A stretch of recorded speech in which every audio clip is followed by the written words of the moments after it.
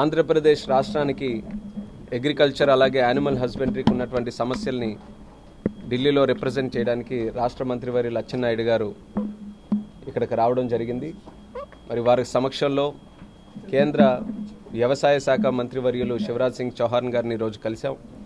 ముఖ్యంగా తోతాపురి మామిడికి ఉన్నటువంటి సమస్య ఏదైతే కొనుగోలు సమస్య ఉందో దాని గురించి ప్రస్తావించి కేంద్రం కూడా సహాయం అందించాలని ఆయన కూడా కోరడం జరిగింది.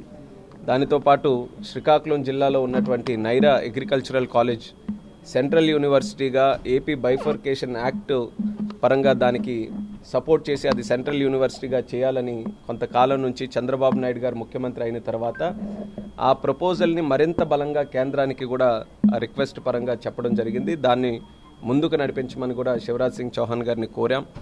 అలాగే ఆయనకి స్ప్రింక్లర్ విషయంలో కూడా ఆంధ్రప్రదేశ్ రాష్ట్రం ఎప్పుడు కూడా చంద్రబాబు నాయుడు గారు ఒక పెట్ ప్రాజెక్ట్ కింద ఈ యొక్క డ్రిప్ ఇరిగేషన్ సిస్టమ్ని ఎంతో కాలంగా ఆయన ప్రమోట్ చేసుకుంటూ ముందుకు వచ్చారు. సింగ్ చౌహాన్ గారి ముందు ఏ విషయం ప్రస్తావించినా సరే ఆయన కూడా రైతు పక్షపాతి మంత్రి, ఏ విషయం ప్రస్తావించినా ఆయన వరకు అడిషనల్గా సపోర్ట్ చేయడానికి ముందుకొచ్చి ఆంధ్రాకు సంబంధించినటువంటి ఇష్యూస్ అన్నీ కూడా మరి సానుకూలంగా దానికి ముందుకు నడిపిస్తామని ఆయన కూడా తెలియజేయడం జరిగింది.